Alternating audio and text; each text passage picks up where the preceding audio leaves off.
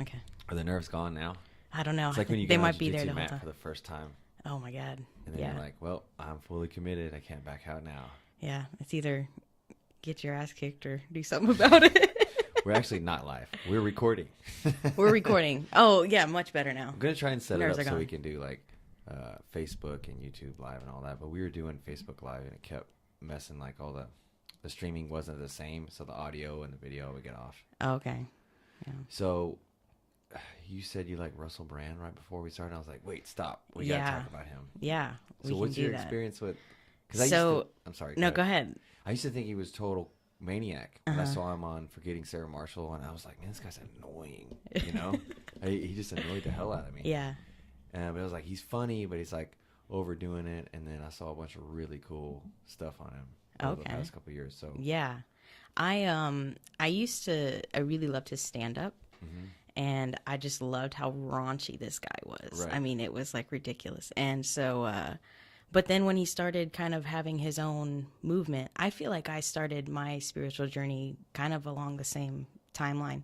And so I kind of watched that whole shift in his whole demeanor. And then now, like, if you watch him on like talk shows or something, somebody will ask him about like the time and he'll be like, oh, what is time? Time doesn't exist. Oh, and like, that's my favorite. I That's love my it. favorite because Yeah. he takes all of these walls and ideas you built that we think are real or we accept as normal. He just crushes them. Oh, yes. So he's like, I won't argue about politics because you guys are believing in some system that has failed us over all of these years. And now it's amazing that we live in this free country more so than almost anybody else in the world. But at the same time, there's a lot of room for improvement, and it's not necessarily the best thing. Yeah. Oh, I'm because I have friends, like my best friend lives in Scotland. And so I've gotten to travel. And so it's really interesting to sort of talk to these people that are from different countries, that especially like over in Europe, because we're so Americanized. Yeah. Everything that we do, and even like when we go to school and everything, like yes, we know that there's other countries in the world, but they just kind of don't matter. Right. And who cares if we know where Italy is located, you know, because we'll never have to go there. And but I'm a huge, I don't want to say like I'm a proponent for like America sucks, but like it's like I just think that we're just taught like we're the best country in the world, we're the best, we're like, we're always just, it's such like a nationalist kind of viewpoint, and I just like, we're not the best, but we could be, and I think it's okay to say we're not. Right. And it's improve scary. on it. No, I agree. I feel like it's scary. Like you've been saying it right now. I know there's people who've fought and died for our country to keep everybody free. That doesn't mean there's never room for improvement. I have totally. great friends that have fought for this country. Yeah. You know what I mean? Yeah. But there's always room for improvement within anything. And so to think that we're perfect all the time could end up being our downfall. Exactly. Yeah. Wow. But I love the idea of like this whole shattering that Right. Russell does, because I love doing that. Like if someone asks me a question, I try to not directly answer it. Like I might, I don't know, they may ask just something simple, and I would rather like break it down. Why are you asking me that question specifically? Like, what is it in your psyche that is causing you to ask that question? So what's the root motive? Exactly. Yeah. And that, I think, NLP helps a lot with that too. So describe that. What's going on with that? Okay, so NLP, it stands for Neuro-Linguistic Programming, and essentially it's just like the study of human behavior and communication. Okay. So now you can do that. Obviously, you can study yourself, which is a little harder to do, but they call it change work. And so you do like change work on yourself, and you might, there's different ways. For me, starting out, it was really beneficial to do my emotions first. And because I was diagnosed as bipolar at a younger age. So it was hard for me to, like, I just was fed all of this stuff. Like, you're sick. It's a mental illness, you know, and it has a name. Yeah. We have pills for that. And we have pills for that. Yeah. But no, it's a superpower. And I am so proud to have that. Right. And like, I can seriously, if I don't have a lot of sleep and I wake up get like 2 hours of sleep, I'm in manic mode. I'm Superwoman and I can do anything. It's awesome. And so, but what it's helped me do is, say I'm going through an emotion like anger or something. I can, what we do in what's called an anchor. And so I can anchor that anger in, and then I can break that state and then create something opposite. So what's opposite for anger for me would be peace. So then I would think about a time when I was in peace. And then you kind of put those two together, and what it does is it neutralizes that sort of negative emotion, if you will. Yeah, it kind of takes it away, and you can do that with anything. And so that's what I've been kind of playing with. And I used to like I'm a really strong like academic intellectual. So I took it as like school first, you know, and I was like reading all these books and really trying to analyze and make sense of everything and grasp it. Very right brain. Yeah, like total, yeah, just like really get the hang of it. But now it's like I can just live my life. If something comes at me, well, there's a technique for that. Right. You know. Wow. And it's much easier now that I've let go of trying to control everything and just let it flow. Yeah, it's an illusion we live in all the time, constantly. Yeah. Because it's terrifying to acknowledge the fact that we're not. So we create all of these illusions that we're in control. Yeah. Like, I mean, anything in life. Like, I own my house and I have homeowners insurance, so I know that if something happens, you know, we're taken care of. But nope, not at all. You could have a little bug flying through the air, go in your nose, that's carrying a disease, and all of that insurance and all of that security is gone. Now you're sick. Exactly. You have absolutely no control. And it's like all your thoughts too. So you created that bug coming in, and you created that disease. Right. It's dis-ease. It's all in your body. So there's there's different things that you can say or mantras or whatever. You could do different anchors and literally heal yourself. And so whenever, like I try to, like I wake up in the morning and I'll say like my morning mantras, the prayers, you know, thank whatever sort of energy for this day and prepare myself for it. Now I can create my reality. I might do a meditation or something. And if I want to feel good. That's my goal always, is to feel good now. So is NLP some like, it sounds like a merger between maybe like CBT and spirituality? Yeah. Like cognitive behavioral That's a good way to put it. Yeah. Do you know that, are you familiar with any of the history of it? Yeah, just a little bit. I know, so Richard Bandler, oh, they're going to kill me for this. Okay, Richard Bandler, John Grinder, and Leslie Bandler. Okay. Those three. And then there was a few other people.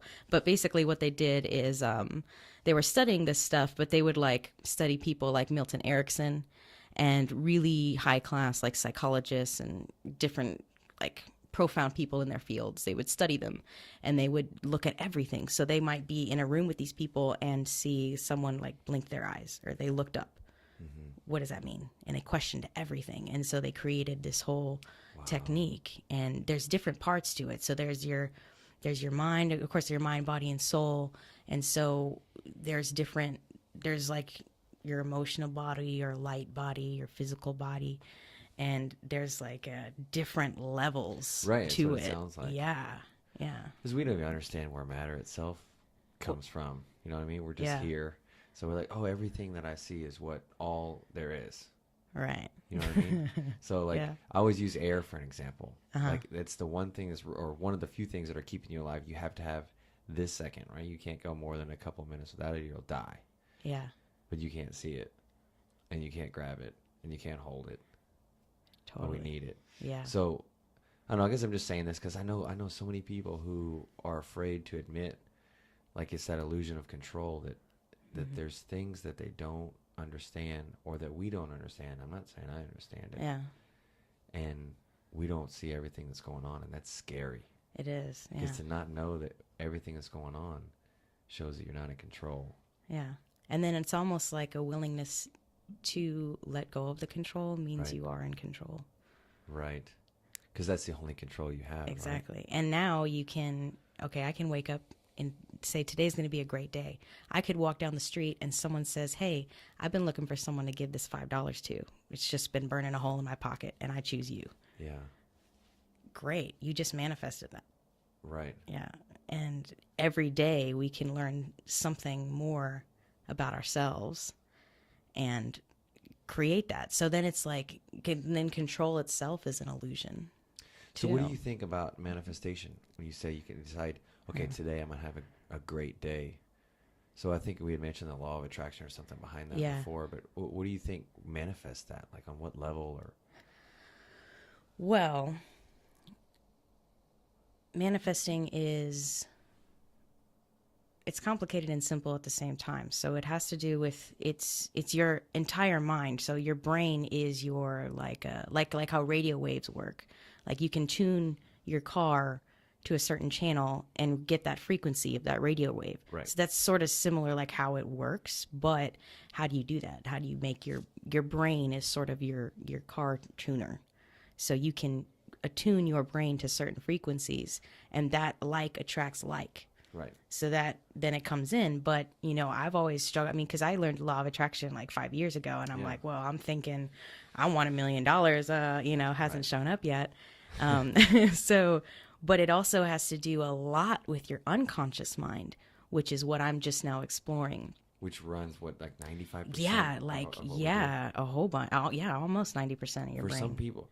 Mm-hmm. I want to touch on something real quick. Yeah. A couple of other podcasts I've talked about like levels of awareness. Uh-huh. And so I think what levels of awareness are the ratio of someone's subconscious mind running the show versus their conscious mind. And I think even like a fraction of a percent you can see in people. Yeah. Like when people automatically get offended or angry or feelings hurt or even happy or sad, or like there's no delay in the reaction. Yeah. You can see that it was just automatic. It was a neural pathway that was already set, says if this happens, this is what we do. Yeah. This happens, this is what we do. Habits, right? Which is subconscious. Yeah. And so when you see that in people, I feel like if it's like 90, let's say it's 95 and 5. If 95% is subconscious and 5% is conscious, then what happens when it's 94 and 6? Like, what is the difference there? You know what I mean? Interesting. Yeah. I think I love that we are so unconscious, though, because, I mean, that's what I love about NLP is you're essentially just talking to someone's unconscious mind. Like just sitting here listening to you talk right now, you did a lot of eye shifts. So it was very kind of auditory. So if I wanted to connect with you, I know that your primary system, if I know that that's auditory, so that's an unconscious thing. You didn't realize that you were doing that. But because I can now communicate with your unconscious mind, you can really just kind of puppeteer your way through life. Right. And, but by knowing that much of your brain is unconscious, then we can work on that and we can change our unconscious. We can change the neural pathways. We have more control than we think. Wow. Yeah. So you're saying I'm auditory more so than visual? Just from that, like let me ask you a question. Okay. So if I say, what's the what's the best thing, or what was the color of your first bike? I looked up and to the right. So that was a visual. Yeah. I want to but it's also a visual question. Right? Yeah. Red's coming to me, but I don't know for sure. I just feel like that's what it was. Okay. And what did you have for breakfast today? Oh, I know what you had for breakfast. Yeah. I had pho. You had pho. But yeah, you can just like talk to someone, and the more they like, because right now you were just kind of you were doing that, but yeah, I asked you a visual question, you went visual, which is good. That means your visual channel's open. Oh, okay. So yeah. I notice I have to do that. Like when I talk to people, I love to make eye contact. I feel like it's a sign of respect. I can build connection with them. Yeah. But when I think, I can't look at them. I have to look away. You know what Interesting. I mean? Like I can make eye contact with you, and you ask me like a basic question or something, but like, you know, like to like think like, oh, what was that? I have to like look up or like almost close my eyes. Yeah. You know what I mean? Do you ever look down? What's your favorite food? Man, I see my eyes going around. I like Steak and potatoes. Yeah. Okay. Steak and potatoes. Yeah, see, and that was a kinesthetic question using food. Okay. So ideally, you would look down to the right. You did not, which would tell me that your kinesthetic might be closed off. Oh. So this is cool. We've got to do some sort of session after this, after we record this. Oh, down. Yeah, we can do some stuff. Cool. So, you said you've read David Hawkins' Power versus Force. I'm reading it. Oh, you're reading it? it? Yeah. Are you reading it or is it on audio? I'm reading it. Okay. Yeah. You know, I do almost all my books on audio now. Really? A lot of my friends are getting into audiobooks. Check it out. I don't think it's much more expensive. I actually have a subscription with audible.com. Yeah. And it's like, I want to say it's like $15 a month. Okay. So you don't notice it, right? Yeah, and then you get a credit a month. And for the $15, you can get pretty much any book you want. So I think there's some books on there like $40 or some that are like 10. Yeah. But if you read one or two books here and there, and then you forget and you listen to podcasts or radio or whatever, and you go 3 months, then all of a sudden you have 3 credits that keep stacking up. Oh, nice. And I think even if you cancel, I feel like I'm doing a commercial for Audible right now. I'm for a limited time. If you cancel it, you keep your credits. Yeah. So like if you went 6 months, you're like, I'm not using this, I need to cancel it. You can still use your credits. And then those books are yours forever too. Awesome. It's pretty cool. Yeah. I have one. A friend of mine got me into Eckhart Tolle. Oh, yes. And so he's been like, kind of like, listen to this. So I have The Power of Now on Audible. Have you already listened to it all or are you still working? Yeah, now I've listened to all that. I'm on my second round. Yeah. Bet this was before I was listening to audio. I bet I read that one. Oh, man. 10 it's times. so, yeah. Yeah, how could you not? Because there's so much in there. The academic part of my brain was like, what are you doing that I'm not doing? It seems so simple. Yeah. You know what I mean? But it should be as difficult as climbing a mountain and finding that guru, you know? But it's not. Yeah. It's simple and complex at the same time. Exactly. Yeah, yeah. And then it's repetitive, like we were mentioning the other day. It's each moment choosing that moment to make a choice. Right. I have a friend down the street. She has a yoga studio, and she's called nice. Choose Again Yoga. Choose Again Yoga. So she said cool. each moment you get a chance to choose again. Wow, that's deep. Yeah. I like that. It's really, really cool. Nice. Do you guys do that? Do you go to like yoga studios? We did yoga for a little while, but we just got sidetracked with jiu-jitsu and all of that. Okay. But we've done a little bit. We know we know a lot of the poses and stuff. Yeah. Let's say we did it for what? Maybe like a year or so. Yeah. It was cool. Good. Yeah. And Nice. in search, a little spiritual searching or searching here and there for stuff. You know what was interesting in my journey? I kind of reached a point where I was really lonely. Like everyone in my circle of friends, my family, I had no idea what I was doing. And I was just like, I didn't have anyone. And I finally was like, you know what? Just forget it. I'm just going to go back. Forget I ever started this, whatever. I'll just live my life how people want me to live it. And I couldn't. It was like, you already opened the canister. You can't unopen. Right. It's already, no. Yeah, I already crossed that line. Yeah. So I had like a long time where I was just kind of in no man's land. I couldn't go back, even though I wanted to. But at the same time, a part inside of me was like, absolutely not. You're not going back. And I just had to go up, kind of just chug along for like 5 years. And then finally I found the NLP and found like my family, and then that's cool. It just felt found right. you guys. Yeah. And now I have like multiple people I'm finding, because that's what true abundance is. It's not just money. It's everything. It's living your life abundantly.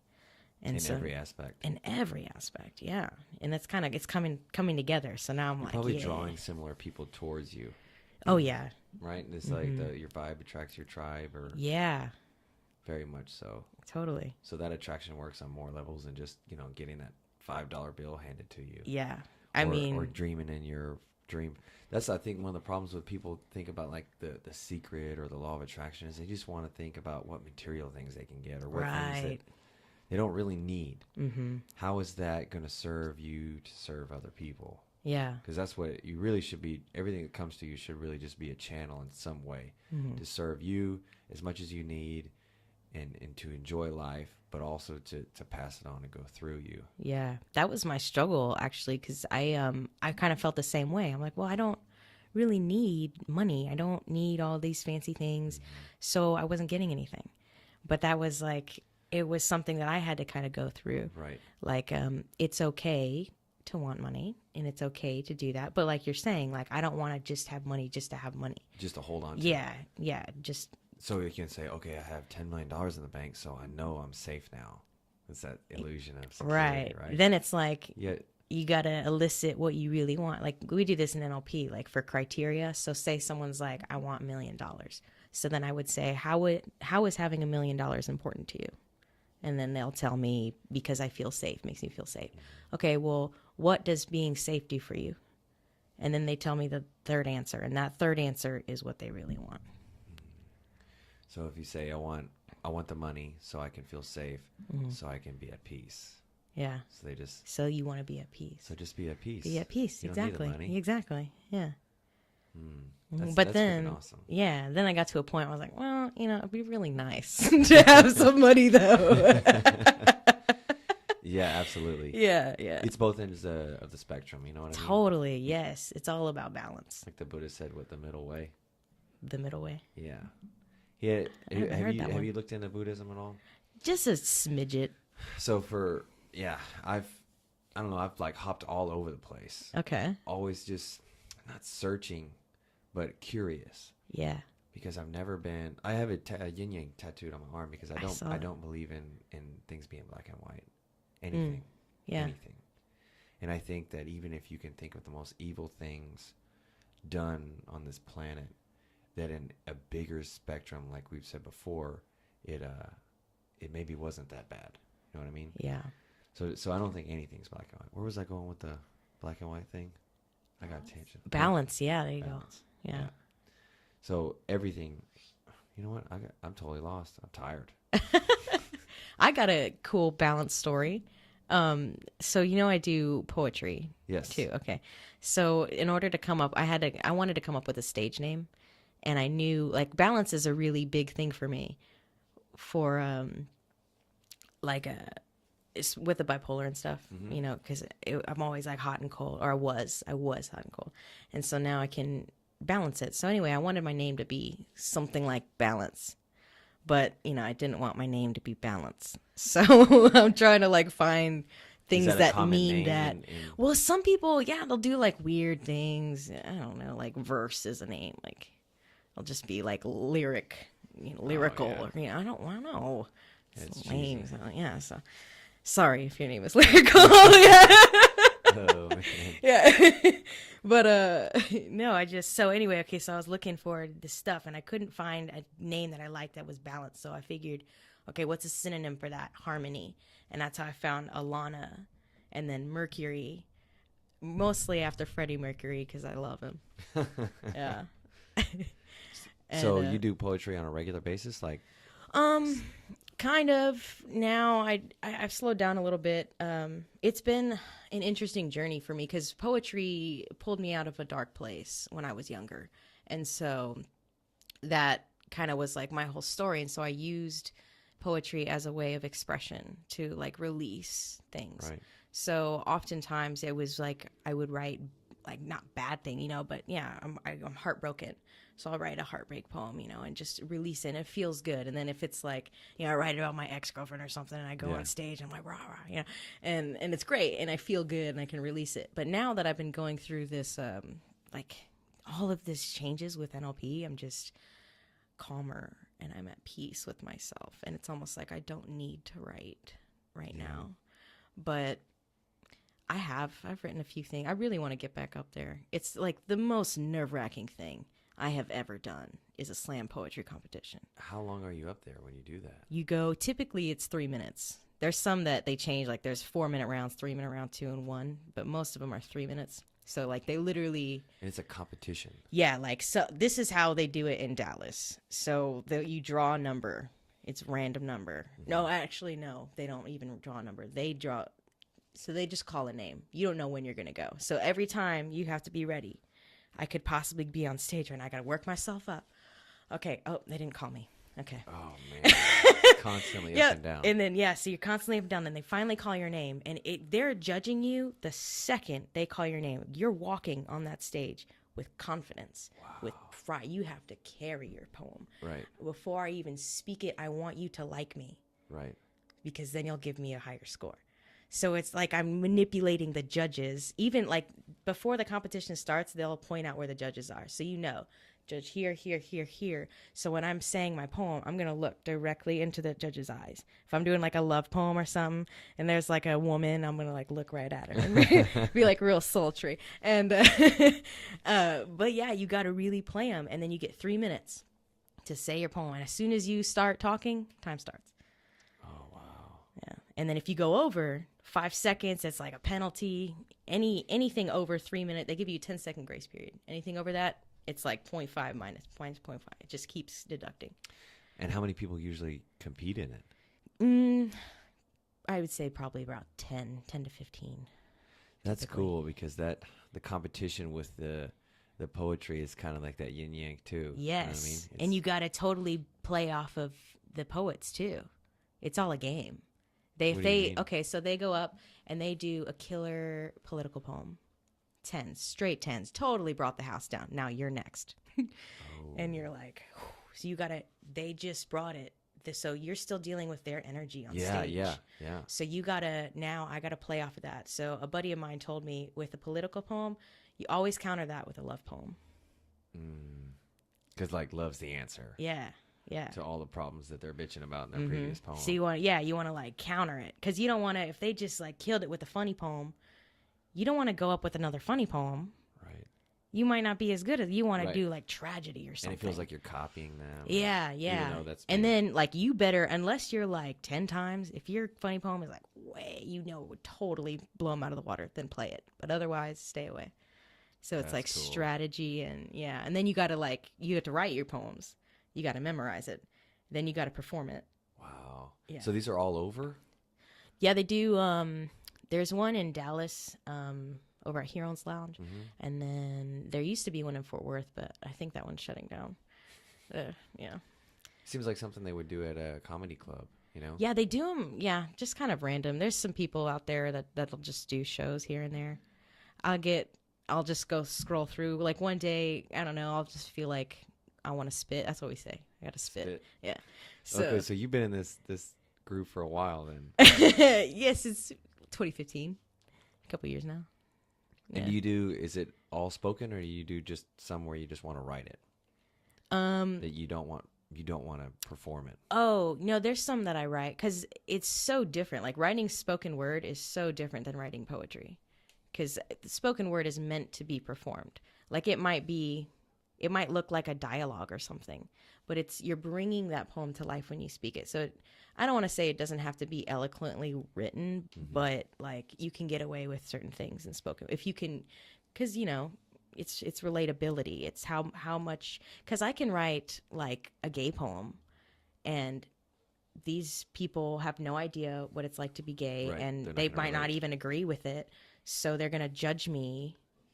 Give me a worse score just because of that. So it's my challenge, but I would always take that as, well, I'm going to do a gay poem and make you like it and make you give me a 10. Right. And you're going to love me when I get off that stage. Yeah. Because then it's really about connecting to your audience. So you might not be able to connect to a gay poem, but you can connect to feeling lonely. You can connect to rejection or love, connection. That's something we all share. Exactly. So that's the key to doing spoken word well, is finding that connection, speaking to. I always feel like in life there's a common theme I call it like the common denominator. So what can we denominate, or what can we bring everything down to, boil it all down to what we all share? Yeah. So if you can find that common denominator, and just let go of everything else. Yeah. You can bring people together. So totally. So someone can, like, let's say you got 5 judges, and one judge is a uptight old hag who's, dad's dad used to beat the gays outside the church porch or whatever, right? And you start doing your gay poem, but you can get through to her and maybe get through with maybe feeling lonely sometimes. Yeah. Right? Because maybe you don't feel accepted here or there. Exactly. Which isn't I'm sure, a case nowadays. Yeah. But that old hag probably feels lonely as hell because she's bitter and mean to everybody and has no fucking friends anymore. Exactly. So you can connect at that level. Mm-hmm. And you're both hurting. And she sees my hurt on right. stage. Yeah. And she hides hers. Mm-hmm. And so I have this theory I talked about before. I wanted to bring it up. I call it the orange dot theory. Okay. And she's heard it like 18 times. She's like, shut the fuck. I'm tired right now. I'm going to try to get through this without forgetting when I was talking about it again.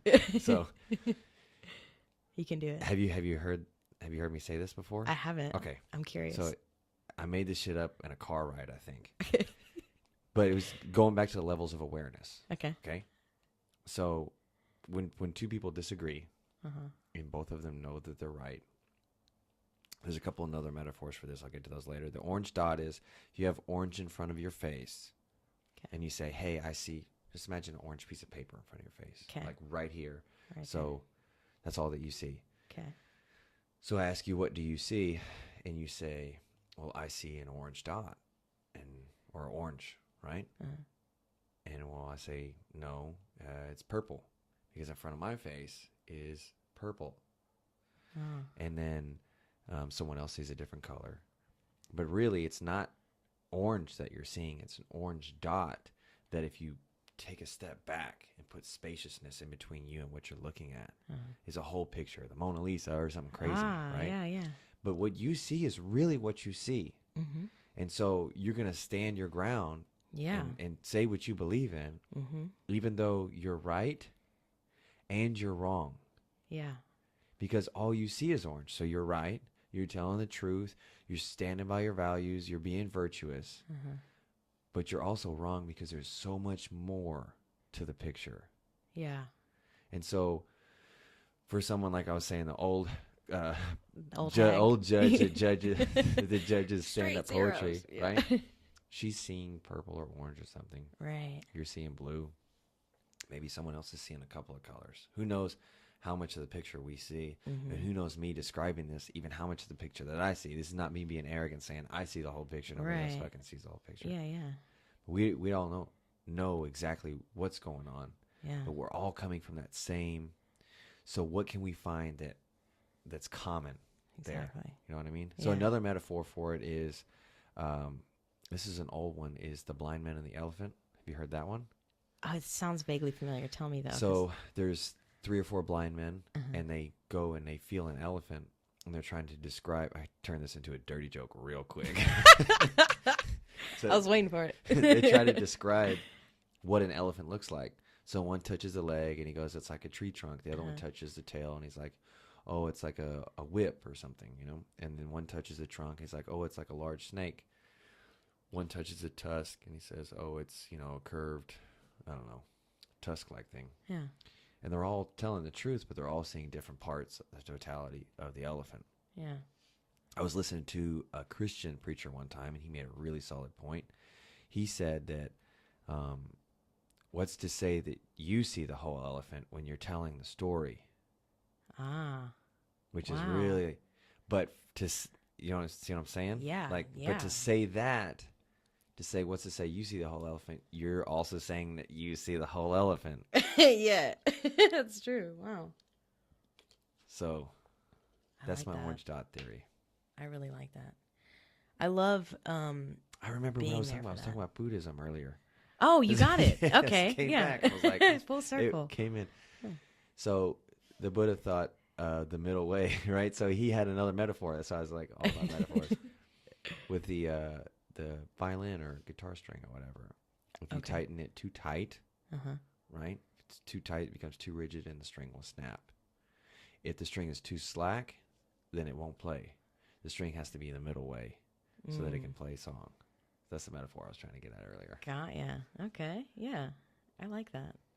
I really like being a part of those moments. Like, especially like with the poetry, just to be able to change someone's, like, look at it. I know you don't believe this, but pause that.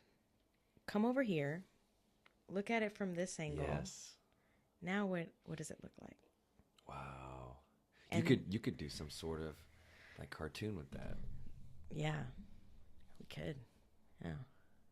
It's like if you have, there's 3D shapes that look different from different sides. Oh, I love those. Yeah.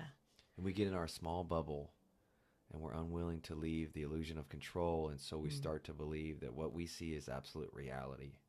Right. Even though if you ask someone without using words, where did you come from and where are you going? They can't answer. Wow. I totally just like dazed out. He just like brought me to another dimension. Well, think of that. Right now we're using words to communicate. Right. If anybody listens to this, they're listening to our words. Yeah.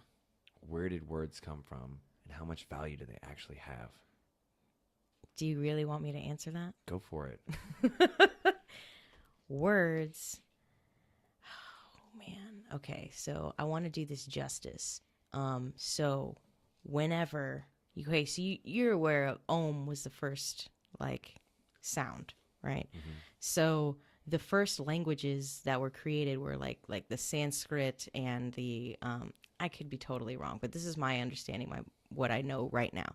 That somebody's gonna come across this. I know they're gonna be, oh, she's so you. lying. Yeah. So yeah. So like the sacred languages like Hebrew and Sanskrit and stuff like that, they have, when you say those words, there's a certain frequency that goes with them. Okay. So that's like when I know Sanskrit mantras, and I'll just like go walk in the woods and just be chanting my mantras. But when you do those, it has a certain effect. It can change to certain frequencies. So because it's a sacred language, when English was created, they purposefully created English. English is backwards. So if you were to reverse the alphabet and speak backwards, that is the sacred language. But English frontward, the way we speak it now, is not sacred. Reversing the alphabet, not the words themselves. So not saying each word backwards. Yeah, saying it backwards. Saying each word backwards. Mm-hmm, that would be sacred. But I don't know. Like I've been in my classes, and I guess that's a whole other thing, can of worms that I don't know if I want to open yet. Yeah, well, just because if you start reversing things, like you can seriously, if you start studying reverse speech, you can like reverse things in your life that maybe you wouldn't want to do. Like say like your marriage or something, you could reverse your marriage. So it's just something that I would want to find out from somebody else that's learning it. Yeah. yeah. You go, figure it out and tell me what you find. Yeah. It's not, you don't want to be the test dummy on that one. Exactly. Yeah. But I love, like, are you into frequencies? Consciously? No. But subconsciously, I'm sure I am. Yeah, yeah. I've gotten into Dr. Leonard Horowitz, and he studies, he's really a big proponent on the original solfeggio musical scale. And so he has these books, and one in particular, he talks about 528 as the love frequency. Yes. Yes. I've seen it on YouTube videos. Okay, perfect. Yeah. That's how I found him off of YouTube. And then I ordered like all of his books and just been reading it. But yeah, so I bought a tuning fork. So I'll like play the tuning fork, and like I might have, like I have a sheet that says my reality. So it's got a list of like how I am, like whenever I'm, like a million, all this stuff, that what I want in my life. Uh-huh. But I say it, I am this. Like I already have it. And then I'll play the thing. And you can use it to like cleanse your body or your home or anything like that. And plants. Oh yeah, the bowls. Yeah, the singing bowls. I love those things. Yeah. So is 528 like the frequency? It's of love. Is it like of the flow of the universe? Is that why it helps manifest things? Yeah. Well, it's okay. So it's like if you were to give it a color, it's like yellowish green. So it's the color of plants. It's the color of like the center of the rainbow, the sun, the center of the sun. So it's a lot of things. Yeah. So it does help because a lot of things, that's what they're vibrating at, 528. And if you play that, like attracts like, and it's just. So this might sound crazy to people listening right now, but you can hit the right frequency and shatter glass. Oh yeah. So, I mean, it's real. It's real science. Mm-hmm. Obviously, I don't have much of it. Yeah. But I think opening the mind to the possibility of that. Oh yeah, that and even like you've heard of the water thing with Dr. Emoto. The only water thing I know is from Jurassic Park. Oh my gosh. Okay, so here's the idea: is so they did this experiment where they had water in just cups, and they would put like words. So they'd have love, hate, and they might like spend like on the love cup. Sounds familiar. Yeah, they would like spend some minutes or, 5 minutes or so. Like, I love you. Thank you so much. I love you. I love you. I love you. And I hate you. Go die, blah, blah, blah.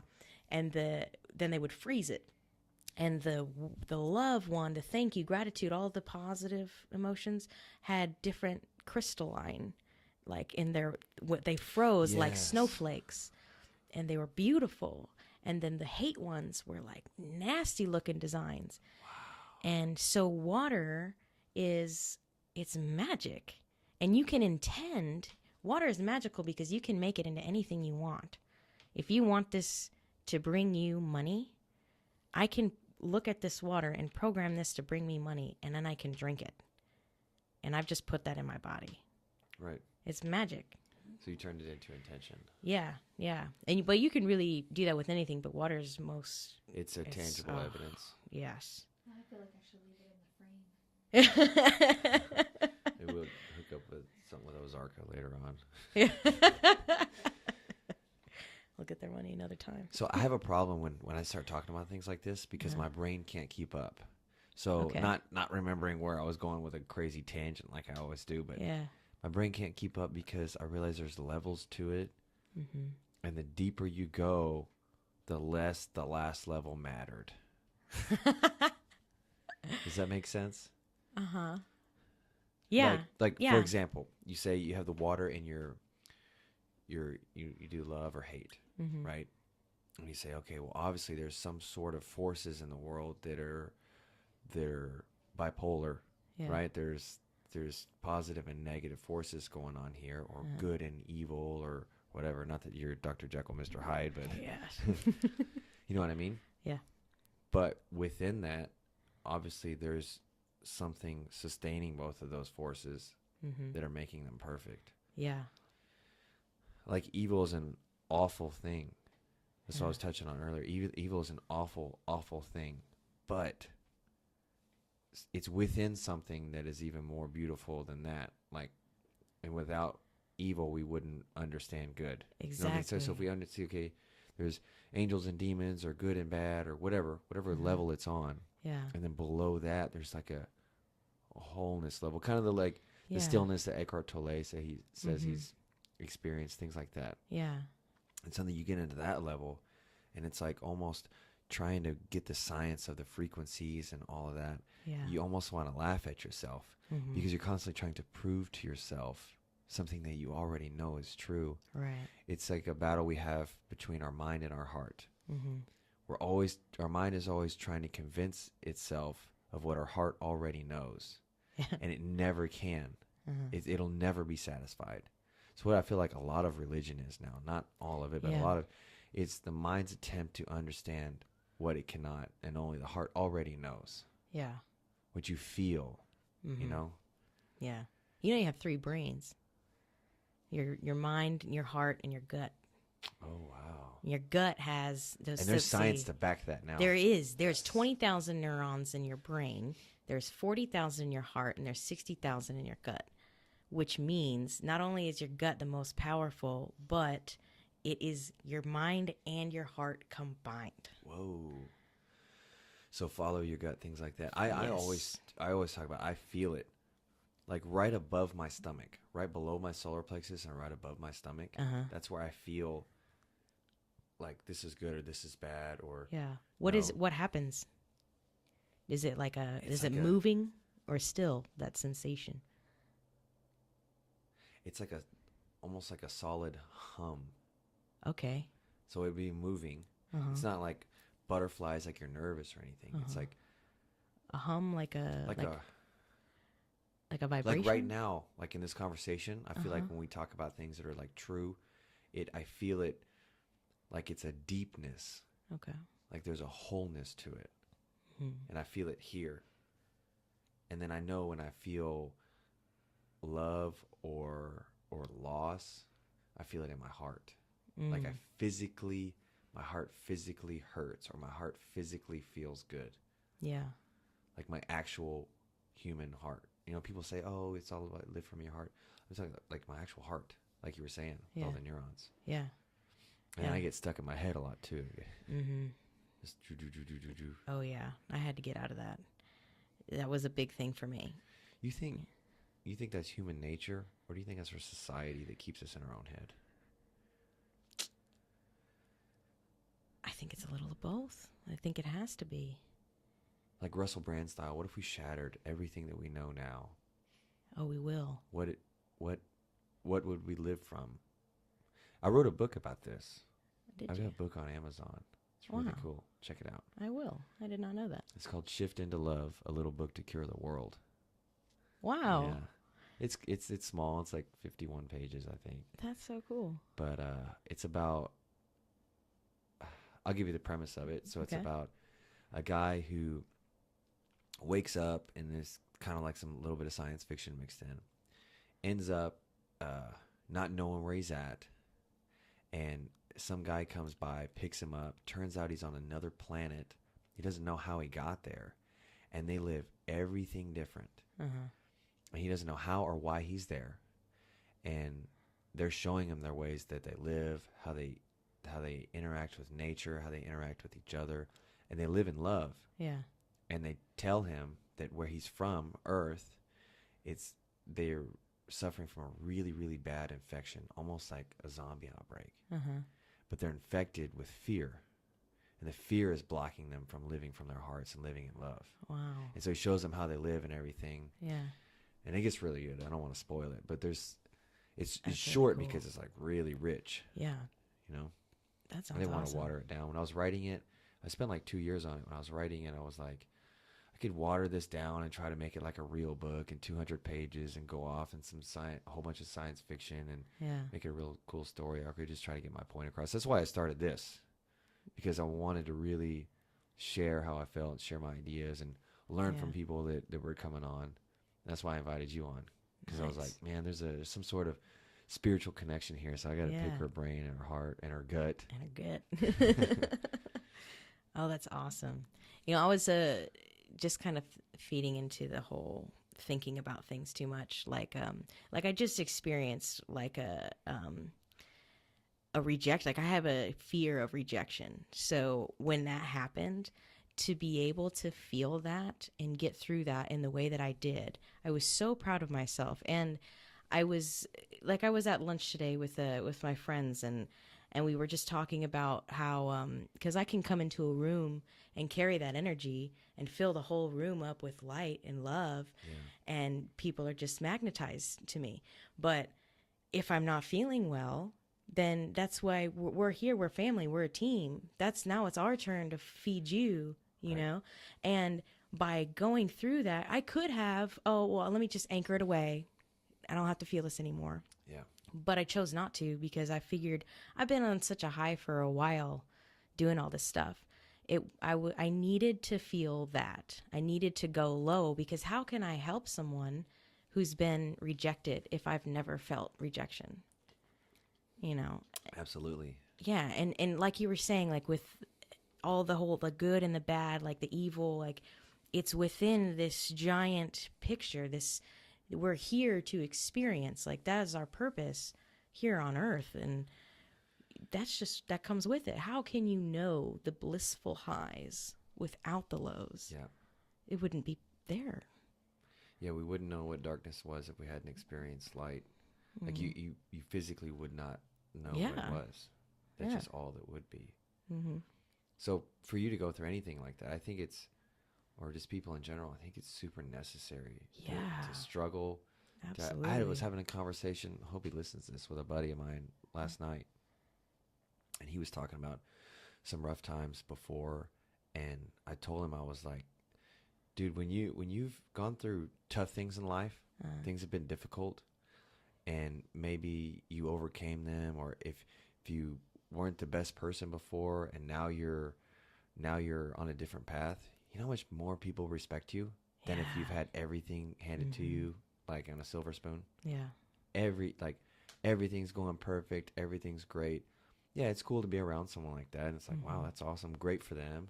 Yeah. You know? But if you know that someone has struggled and then come out of that, then you're like, man, you have character, and you can relate to people on both sides. Yeah. Maybe they're in a depression, maybe they have anxiety, maybe they're hanging out with the wrong crowd, whatever downside or negativity it was, for them to come out of that. It's super inspiring. Oh, yeah. So I think it's necessary that we feel things like that, but naturally we're inclined to run away from them. Yeah. We don't want to feel that discomfort. We don't want to feel that pain. We don't want to feel that darkness. Exactly. And I was just watching a video about uncomfortability before I came over. There was and they were talking about like some things are uncomfortable that are good for us. Like working out is not exactly comfortable, but it's good for you. Yeah. You know, changing is not comfortable, but you grow. Right. You know, and that's totally necessary. We just have to find a line, you know. Yeah. I mean, there's bad things that shouldn't happen on a smaller scale, you know. I don't know. I'm talking about life like I know what's going on here. I have no idea. Guru Mike. I have no idea. Because sometimes I'll be making a point and then I'll think of it from a different angle and I'm like, no, that doesn't you're make fucking sense. wrong Yeah, right now, yeah. man. Just shut up. Well, I Just shut love the like fuck that's up. why I always preface like if someone asks me a question, I'm like, all right, I'm gonna tell you the answer, but I'm gonna tell you from what I know now. Not me 10 I years was from like, now. the answer could change tomorrow, but right now, this is what I know. That's really good. I'm going to start saying that all Yeah. the time. Yeah. Cause and I do it myself because I'll go through changes and then I'm like, wow, well that's false now. Yeah. It's no longer true. But And not fully. yeah, and something can be true and false at the same time. Yeah, that's what's crazy. Yeah. That's what our minds don't like to hear. Right. Yeah. At all. But we're shifting from a dichotomy. So everything's starting to, like, as Earth shifts into different dimensions and frequencies and loses density, we're changing too. Wow. Earth changes and everything inside of it changes. So you had mentioned something before about the, I don't want to get like conspiracy theory, but the Mayan calendar. Let's do it. Oof. Yeah. The Mayan calendar, you said you thought it was a shift in consciousness? Yeah. So, the Earth is moving. Okay, let's do it. Yeah. Okay, the Earth is moving into the fifth dimension. That sort of shift. What are the first four? The first four, so I'm not trying to put you on the spot. No, I'm just it's curious. cool. So like, okay, so like source itself, if you think of like not God, think of like the prime creator of everything, of universal energy, whatever you want to call it. That, when that energy, that source thought, who am I? And made the Om sound, that created the first dimension. The second dimension is just like a straight line. And the third dimension is where we were in. It's a triangle, but we're shifting from the third, where I don't know if we're actually in the fourth right now or getting there, but eventually we're going to be in the fifth dimension by, I don't know, I think it's like 2036 or something like that. And then we'll fully be in the fifth dimension. So what's happening now is people are basically dying off. If you are at a lower frequency and you're constantly at a lower frequency, you're going to get basically you'll die of like cancer or something. You'll create disease within your own body because the earth is now shifting into a higher frequency and you can no longer sustain that. If you're stuck in third dimension and your base rate is fifth dimension, you're done for. You can't sustain life here. Wow. Yeah. So, but as we do that, our consciousness is going to open up. So, like, we're an experiment. The human race is just an experiment. With itself. Well, we were created by other beings, but we were never like, we're like a slave race. We were created for a purpose, to help other beings get whatever they wanted. So we were created. We're just an experiment. Whether or not we survive is up to us. So as we shift in this frequency, we're shifting in consciousness. And if enough people shift in that consciousness, then essentially we'll be saved. Humanity may survive. Humanity may survive, yeah. So it sounds like there's different, what you're hitting at is with, we were created for this or that, or another species.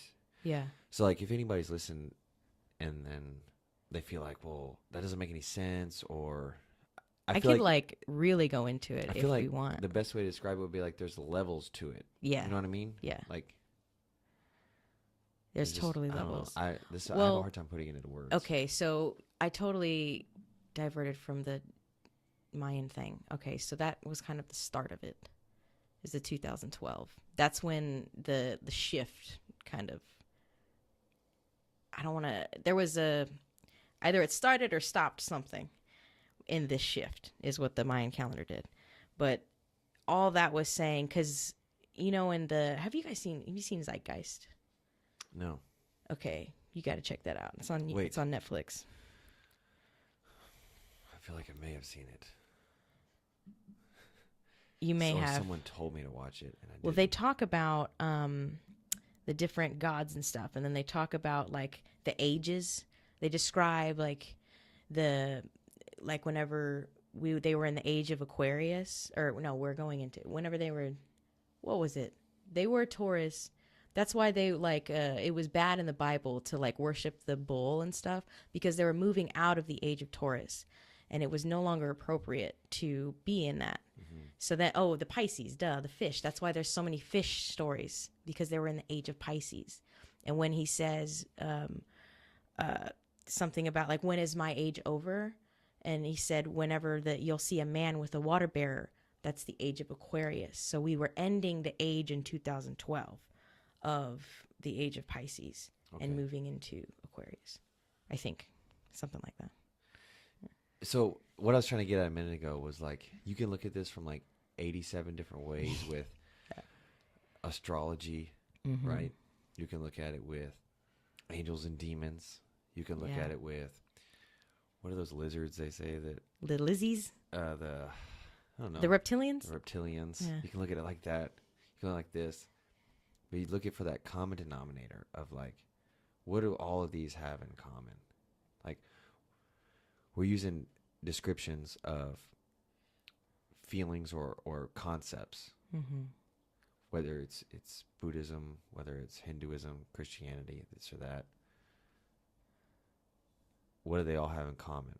And so if you don't get attached to, the word dimension, or you don't get attached to other beings, right? Because to someone who's a Christian, if you say we were created by other beings, they're like, "What the fuck are you talking about? True. This lady's fucking crazy, right?" She needs her pills. But take a step back out of that, and what if you're saying other beings, and it's some form of angels in the Bible, and in Hinduism it's some other form of angels, and it's all talking about the same thing. You're just using a different word, and that's what I was getting at earlier. Is like words. How much do they actually carry in the English language or in any language? What are we really pointing towards? You know what I mean? Just So I'm just trying to get anybody that's like, what are they talking about? Yeah. On the same page. That's a good move because I wouldn't have thought about that. Yeah. Because I know that's how when I was younger, I was more closed-minded. Everything was more black and white. Yeah. And I would, as soon as I heard you say like other beings or, fifth dimension, I'm like, this is all foo-foo. Yeah. But what if it's just a different word for something that you already believe in? I like that. And you guys are looking at that same object from different angles. Yeah. And you're right, and they're right. They're looking at the orange dot. You're looking at the purple dot. But there's a bigger picture going on. Right. Yeah.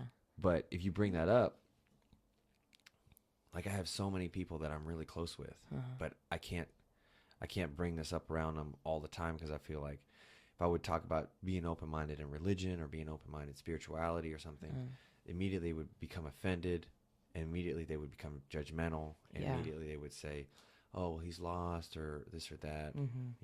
Especially growing up in the South. Oh yeah. So how can you bring those people together? Is saying, hey, there's a bigger picture here that we all don't see. I don't see it. You don't see it. If we can all acknowledge that we don't see it and share what we are seeing, then maybe we can put this picture together. Yeah. But if they're like, no, block it out. They're afraid they're going to lose control. Everything they built their paradigm around in their life is going to fall apart. Yeah. And they lose everything. Well, yeah. The way I see it, it's going to happen. Either I'm going to do it or somebody else will. And if they don't, then they won't be here. But I see what you're saying. Well, will they really not be here? We'll go super deep. Okay. No, I don't think that they will. I think that humankind is in for a mass ascension, and they'll either die off or get left behind. Yeah, but I mean, when you say die off or Like literally die. But do you think you're gonna just poof, you're gone? The idea of you, what happens? What do you think? Right. Okay. I don't know where they would go, but for me, from my understanding is when you go, your physical body is here and then your spirit, so you have like, it depends on how far you've gone in your own spiritual journey to what you know. But apparently, from what I've heard, there's like a moment where there's like a really bright light. And a lot of people are like afraid to go into the light, especially if you don't know, you've never had that experience before. It's scary. So then they're like either reincarnated or they may go to another dimension. They might be born as something else. Or you could be born again as a human, or like if you go into the light, that from my understanding is you're moving into higher levels of consciousness. So you're getting closer and closer to being reconnected with the prime creator, with source. Yeah. So now you might be born as another being in the ninth dimension. Or God. Right? Yeah. Different word. Mm-hmm. Like I know you haven't used that word because of what people associate with the word. It's a big guy with a beard in the sky. Yeah. But different words, same meaning. Mm-hmm. Maybe just a different picture. In exactly. Their head. Yeah, yeah. It's got archetypes. That's what that's called, right? Archetypes. Where it's like, it's the same thing going on. You're just picturing something different. So if you're from India and you pictured God, you know, he looked like an Indian guy. And I pictured Jesus because Jesus was white and we live in Western society. That's a bunch of bullshit. Yeah. Right? Right. I picture Jesus one way, you picture him another, but it doesn't matter really how you picture him as long as it's the same thing. Mm-hmm. So I have an idea like, are you laughing at me? You guys go in a circle. Huh? My eyes? No, y'all are just going. Oh yeah, that's what we're doing. There's no point to this. Is life a circle?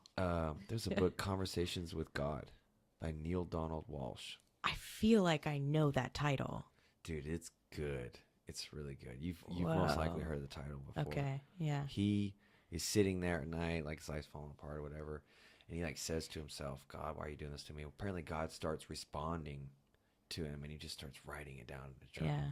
Oh, that's awesome. And he gets like, it ends up getting like 3 books out of it, and he just starts asking God questions. Yeah. And whether it's his subconscious or God, or if there's a difference in the two, he starts writing it down. He's a channeler. Yeah, so he asks about the origin of the universe.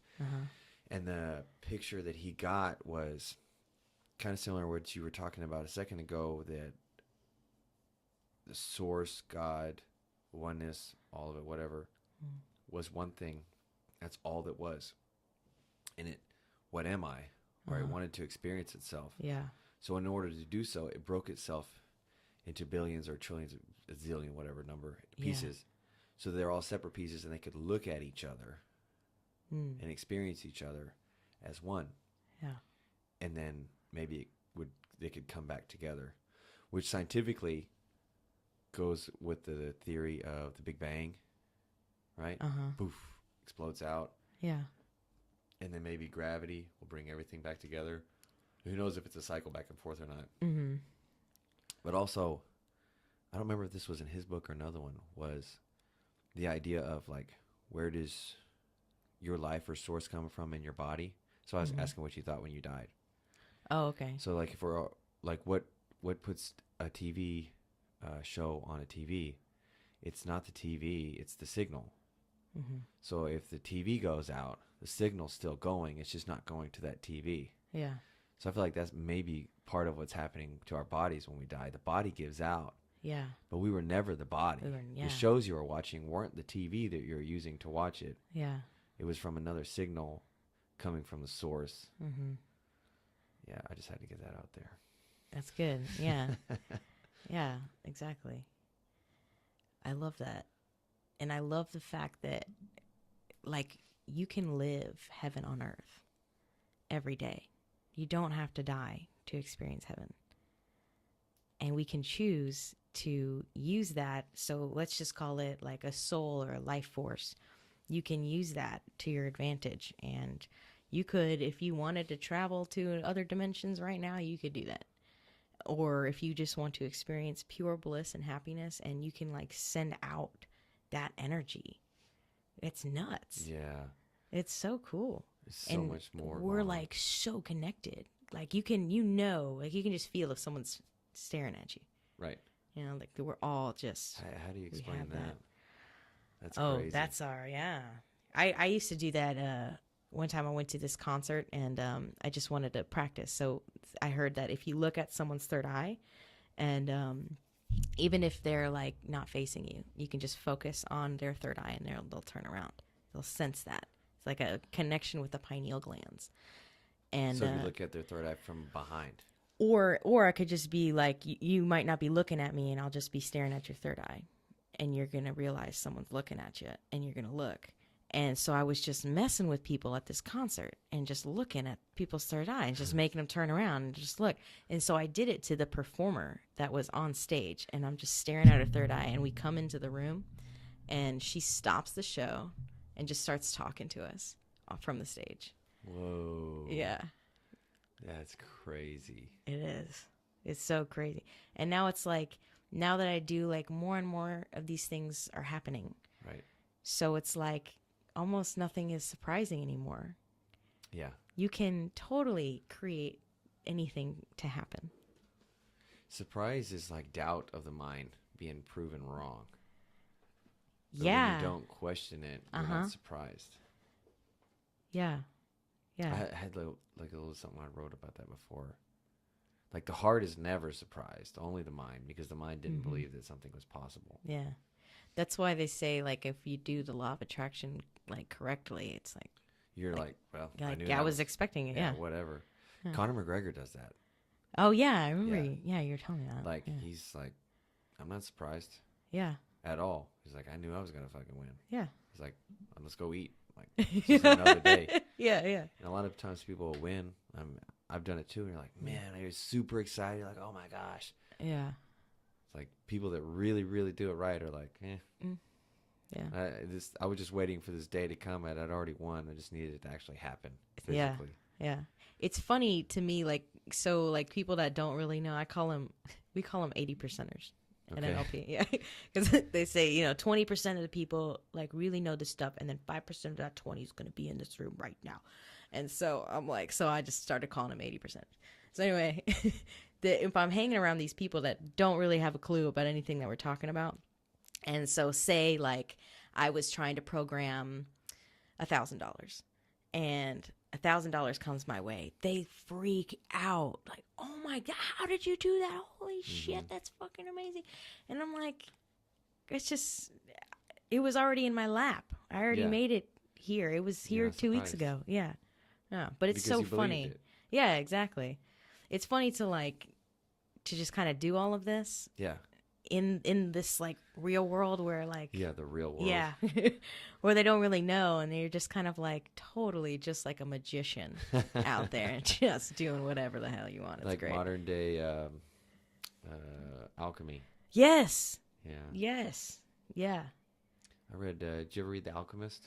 No. Dude, I have read a lot of books. It sounds like it. Yeah. I have read a lot. I really want to. It's on my audiobooks. list. Go audiobooks. That's the way to go. Okay, yeah. If you want me to send you. Yeah. I'll read so it if you go for to audible.com. Okay, so I ask everybody when they come on, if you had one suggestion or one thing you could say to cure the world, to make it better than it already is, or make it the best it possibly could be, what would you suggest? Love each other. We are all made of love. If we, like, that's the center of our being, is 528 frequency, love. We are love. Like, that's not, I love you. I am love. You are love. If we love each other, oh my God, that's what we're here for.